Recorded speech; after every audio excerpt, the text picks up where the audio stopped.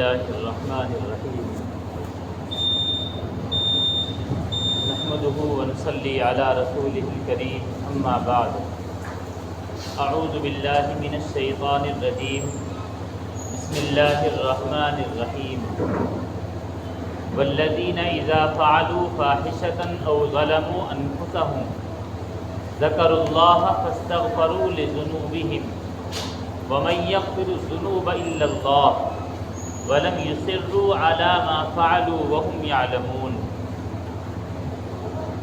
وقال تعالى وما كان الله ليعذبهم وأنت فيهم وما كان الله معذبهم وهم يستغفرون وقال النبي صلى الله عليه وسلم كل بني آدم خطاء وخير الخطائين التوابون او كما قال علیہ الصلاۃ والسلام۔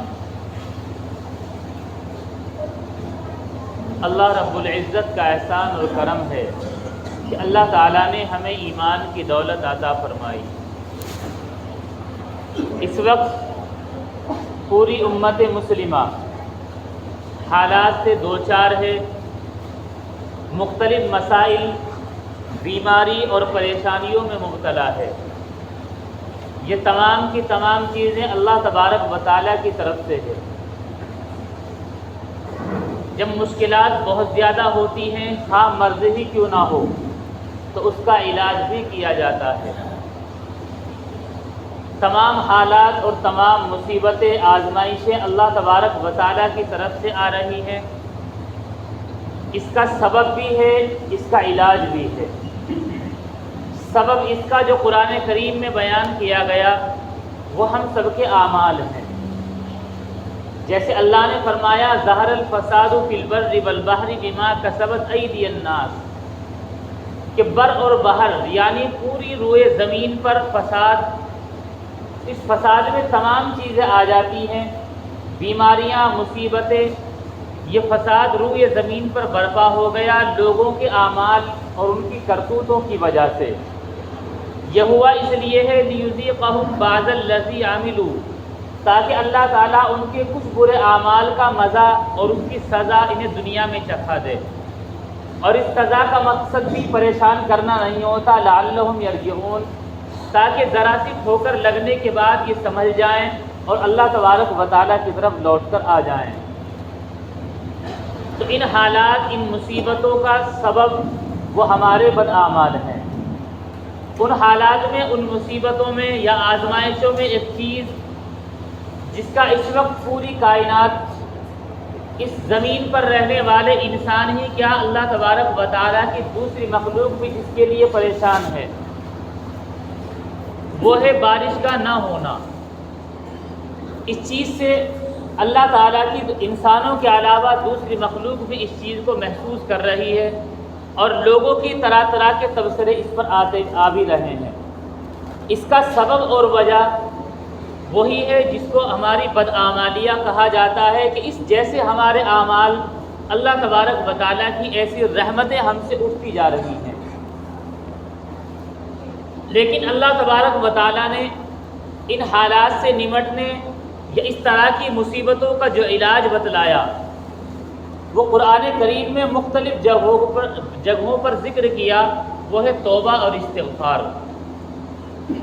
اسی توبہ اور استغفار کے متعلق کچھ قرآنی آیتوں کی تشریح ذکر کرنی ہے۔ اللہ تعالیٰ صحیح طریقے پر کہنے، سننے اور عمل کرنے کی توفیق عطا فرمائے۔ اللہ نے ایمان والوں کی صفت بیان کی، والذین اذا فعلوا فاحشۃ، کہ ایمان والوں کی صفت کہ وہ ایسے لوگ ہیں جب ان سے کوئی غلطی ہو جائے، کوئی گناہ ہو جائے، ذکر اللہ او ظلموا انفسہم، یا وہ اپنے آپ پر ظلم کر لیں، یہ بھی گناہ ہے، چاہے چھوٹا گناہ ہوا ہو یا بڑا گناہ ہوا ہو، تو ان گناہوں کے کرنے کے بعد ذکر اللہ، وہ اللہ کو یاد کرتے ہیں، انہیں اللہ کی یاد آتی ہے، گویا کہ اب رجوع کی اللہ کی طرف لوٹنے کی توفیق مل رہی ہے۔ اللہ نے فرمایا فاستغفروا لذنوبہم، یہ فاحشہ اور گناہ کرنے کے بعد، اسی طریقے پر اپنے اوپر ظلم کرنے کے بعد اللہ کو یاد کرتے ہیں اور اپنے گناہوں پر استغفار کرتے ہیں، اللہ سے معافی مانگتے ہیں۔ اور آگے اللہ نے اصول بتلا دیا وَمَن يَغْفِرُ الذُّنُوبَ إِلَّا اللَّهُ، کہ گناہوں کو صرف اور صرف اللہ ہی معاف کر سکتا ہے۔ دنیا والے اس کے لیے کوئی ڈھونگ رچے، کسی بھی طریقے کی بناوٹیں دکھلائیں تو وہ گناہوں کی معافی کا سبب بھی نہیں بن سکتے۔ وہ تو اللہ تعالیٰ اپنے فضل سے ہی گناہوں کو معاف کرتا ہے۔ وَمَن يَغْفِرُ الذُّنُوبَ إِلَّا اللَّهُ، گناہ صرف اللہ تعالیٰ ہی معاف کرتا ہے۔ آگے ان کی صفت بتلائی جو بڑی کام کی ہے، وَلَمْ يُصِرُّوا عَلَى مَا فَعَلُوا، جو انہوں نے ابھی یہ گناہ کا کام کیا ہے وہ اس پر اصرار نہیں کرتے، اڑے نہیں رہتے۔ تو ایک ان کی صفت بیان کی گئی کہ گناہ کرنے کے بعد اللہ کی یاد آتی ہے تو یہ استغفار کر لیتے ہیں۔ ایسے ہی اللہ تعالیٰ نے ان کی صفتیں بیان کی، اور جو آیت میں فرمایا وَلَمْ يُصِرُّوا عَلَى مَا فَعَلُوا، وہ اپنے گناہوں پر اصرار نہیں کرتے ہیں، اڑے نہیں رہتے ہیں۔ تو گناہوں کے متعلق بتلایا کہ گناہ کرنا بری بات ہے، لیکن اس سے کئی گناہ بڑھ چڑھ کر بری بات ہے گناہ پر اڑے رہنا۔ چونکہ انسان سے گناہ ہو سکتا ہے، انسان خطا سے بنا ہوا ہے، انسان سے بھول چوک غلطی گناہ سب ہو سکتا ہے، لیکن گناہ پر اڑے رہنا یہ اس کی صفتوں میں سے نہیں ہے۔ اسی لیے فرمایا وَلَمْ يُصِرُّوا عَلَى مَا فَعَلُوا، وہ گناہ کرنے کے بعد اس پر ڈٹے نہیں رہتے ہیں بلکہ وہ اللہ تعالیٰ سے معافی مانگ لیا کرتے ہیں۔ دوسری آیت میں اللہ تعالیٰ نے فرمایا وَمَا كَانَ اللَّهُ لِيُعَذِّبَهُمْ وَأَنْتَ فِيهِمْ وَمَا كَانَ اللَّهُ مُعَذِّبَهُمْ وَهُمْ يَسْتَغْفِرُونَ، اللہ تعالیٰ دنیا والوں کو عذاب نہیں دے گا جب تک آپ ان کے درمیان موجود ہوں گے۔ وَمَا كَانَ اللَّهُ مُعَذِّبَهُمْ، اور اللہ تعالیٰ انہیں اس وقت بھی عذاب نہیں دے گا وَهُمْ يَسْتَغْفِرُونَ، جب وہ استغفار کر رہے ہوں گے، اپنے گناہوں کی معافی مانگ رہے ہوں گے۔ اس آیت میں صراحت ہے کہ دو موقع ایسے ہیں کہ ان پر اللہ تبارک و تعالیٰ کا عذاب نہیں آتا۔ پہلا موقع یہ ہے کہ نبی دنیا کے اندر موجود رہے، نبی کی موجودگی میں امت پر عذاب نہیں آتا، اور اگر آتا ہے تو نبی کو حکم ہو جاتا ہے کہ آپ اس وقت تک اس بستی کی حدود سے باہر نکل جائیں۔ جب نبی جو امت کے لیے رحمت ہے وہ حدود سے باہر نکل جاتا ہے تب عذاب آتا ہے، جیسا کہ بہت سارے نبی انبیاء علیہ السلام کی قوم کے واقعات اس پر شاہد اور دلیل ہیں۔ لیکن نبی کی موجودگی میں کبھی امت پر اور قوم پر عذاب نہیں آ سکتا۔ دوسرا موقع جب عذاب نہیں آتا تب ہے جب امت اور وہ قوم اللہ تعالیٰ سے گناہوں کی معافی مانگ رہی ہو۔ اسی وجہ سے حضرت علی رضی اللہ عنہ نے فرمایا کہ اللہ تعالیٰ نے امت کو دو امان دی تھی کہ یہ امان ہیں، ان کے ہوتے ہوئے عذاب نہیں آ سکتا۔ پہلی امان تھی رسول اللہ صلی اللہ علیہ وسلم کا وجود اور لوگوں کے درمیان موجود رہنا۔ اللہ نے پہلی امان لوگوں سے لے لی کہ رحمت للعالمین سرکار دو عالم صلی اللہ علیہ وسلم اپنے قبر مبارک کے اندر آرام کر رہے ہیں، دنیا سے پردہ کر چکے۔ لیکن ایک امان ابھی بھی باقی ہے، اور وہ امان ہے کہ امت استغفار کرتی رہے۔ اسی استغفار کو اللہ تعالیٰ نے بہت ساری جگہ فرمایا وَيَا قَوْمِ اسْتَغْفِرُوا رَبَّكُمْ، نبی بہت ساری نبیوں کے واقعات ذکر کیے گئے، ہر نبی نے اپنے قوم سے کہا اے میری قوم استغفروا ربکم، تم اپنے رب سے اپنے گناہوں کی معافی مانگتے رہو، ثم توبوا الیہ، پھر تم اللہ تعالیٰ سے توبہ بھی کرو۔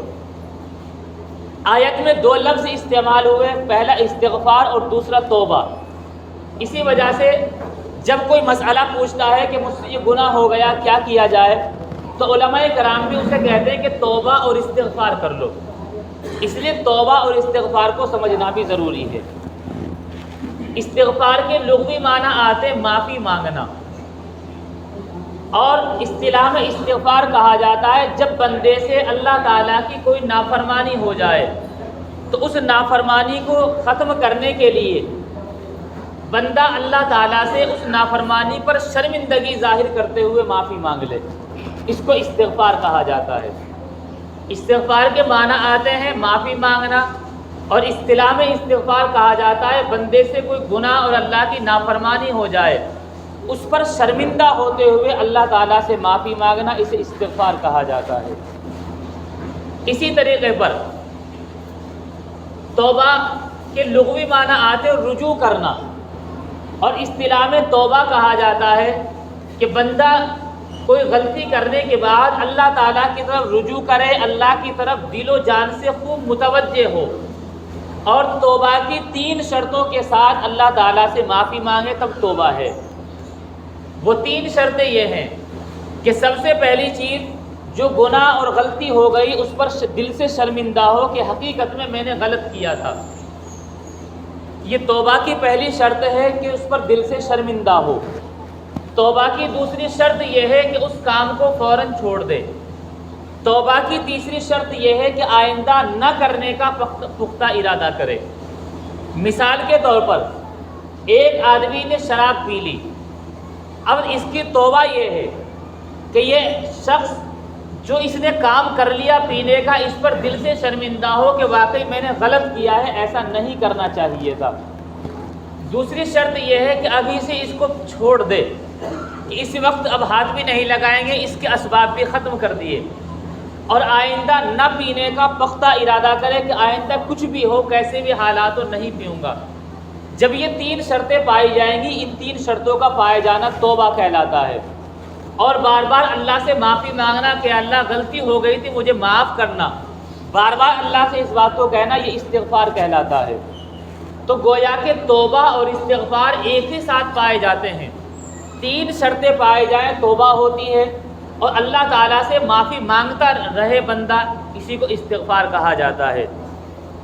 اسی کو اللہ تعالیٰ نے قرآن کریم میں دونوں کو ایک ساتھ فرمایا، وَيَا قَوْمِ اسْتَغْفِرُوا رَبَّكُمْ، اے میری قوم تم اپنے رب سے معافی چاہو، ثُمَّ تُوبُوا إِلَيْهِ، معافی چاہنے کے بعد پھر اللہ تعالیٰ سے پکی سچی توبہ بھی کر لو۔ اب جب توبہ کر لی جائے گی، اب اللہ تبارک و تعالیٰ تمہیں بہت سارے انعام دیں گے۔ اس آیت میں پہلا انعام ذکر کیا جو آج کے حالات کے اعتبار سے ہماری ضرورت ہے، وہ یرسل السماء علیکم مدرارا۔ جب توبہ اور استغفار ہو جائے گی، اس کے نتیجے میں اللہ تعالیٰ تم پر موسلا دھار بارش برسائے گا۔ تو گویا کہ بارش برسنے کا سبب اور وجہ اللہ نے ذکر کی کہ توبہ اور استغفار کیا جائے۔ جب توبہ اور استغفار ہوگی، فرمائے یرسل السماء علیکم مدرارا، اللہ تعالیٰ تم پر موسلا دھار بارش برسائے گا۔ ایک انعام پر بس نہیں کیا، آگے اور انعام، وَيَزِدْكُمْ قُوَّةً إِلَىٰ قُوَّتِكُمْ، اللہ تعالیٰ تمہیں بہت ساری طاقتیں دے گا۔ ایک قوت کو دوسری قوت کے ساتھ ملا کر دے گا تو بہت ساری طاقت اور قوت تمہیں حاصل ہو جائے گی۔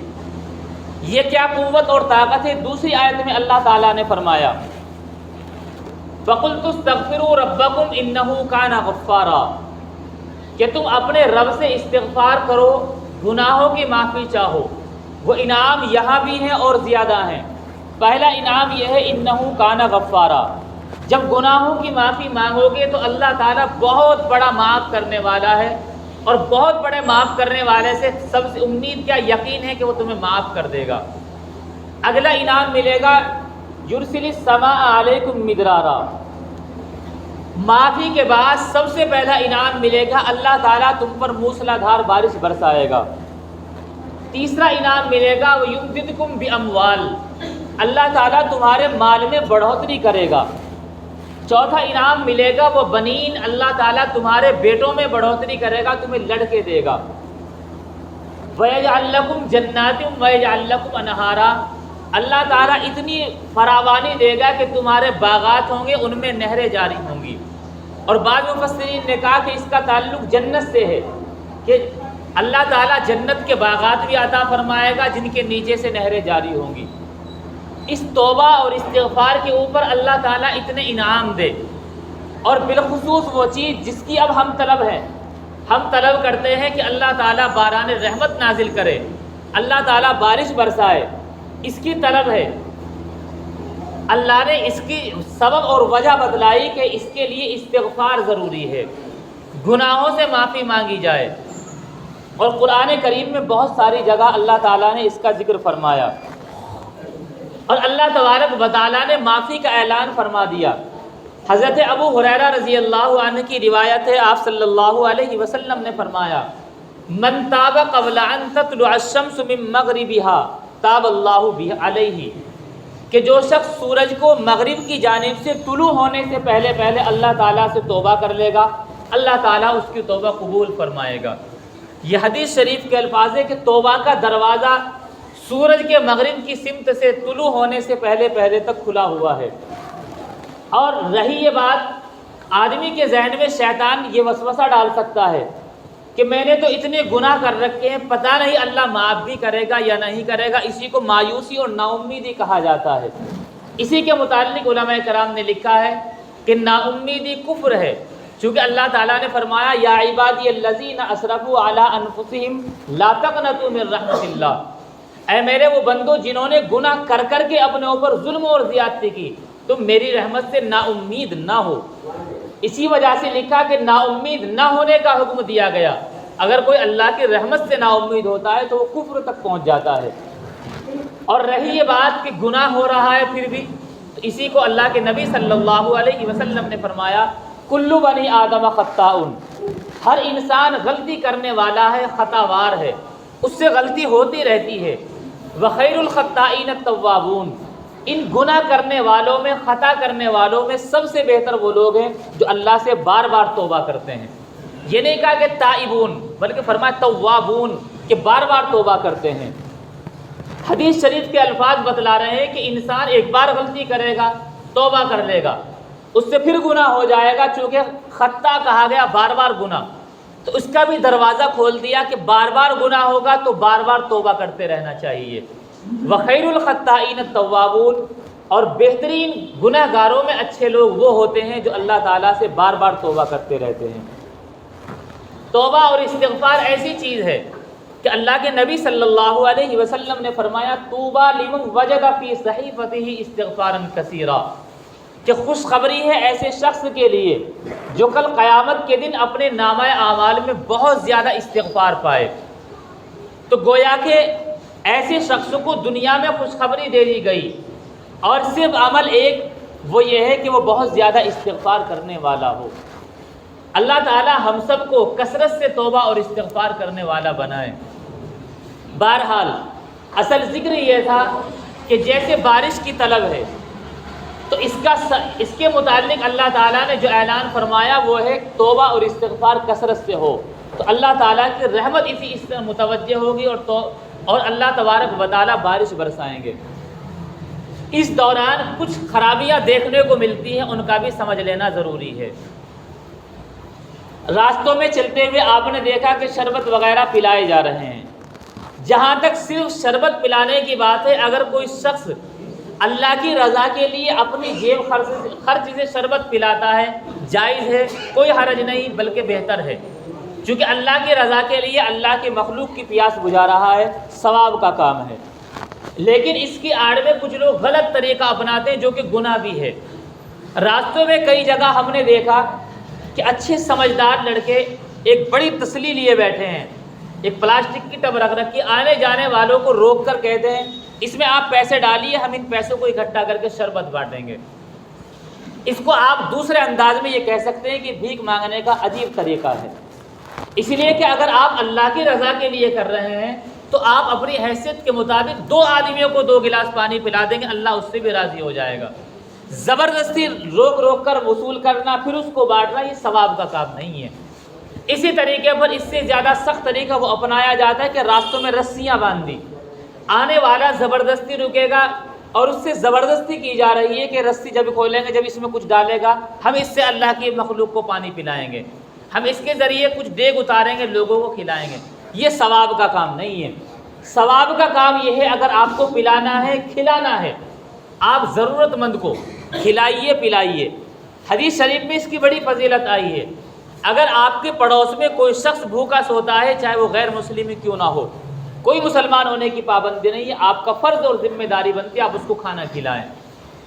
حدیث شریف میں فضیلت آئی ہے کہ کچھ چیزوں پر عمل کرو، اس میں سے ایک یہ ہے اطعیم الطعام، تم بھوکوں کو کھانا کھلاؤ، سلام کو عام کرو، یہ چیزیں فضیلت کی ہیں، لیکن طریقہ بھی وہی ہو جو رسول اللہ صلی اللہ علیہ وسلم کا ہے، وہ یہ ہے کہ اپنی جیب خرچ سے اگر 2 آدمیوں کو پلانے کی گنجائش ہے، 10 کو پلانے کی، اتنوں کو پلاؤ۔ زبردستی لوگوں سے وصول کرنا یہ جائز نہیں ہے، اور اس کو یہ سمجھنا پھر کہ اگر ہم اس طریقے پر وصول کر کے ہی پلائیں گے تو ہی بارش ہوگی، یہ اس سے بڑا گناہ ہے۔ چونکہ قرآن کریم کی جو آیتیں میں نے پڑھی ہیں ان میں بالکل صراحت اس بات کی ہے کہ اصل بارش جو اللہ تبارک و تعالیٰ برسائیں گے وہ توبہ اور استغفار پر برسائیں گے۔ اس لیے کثرت سے توبہ اور استغفار کرنی چاہیے۔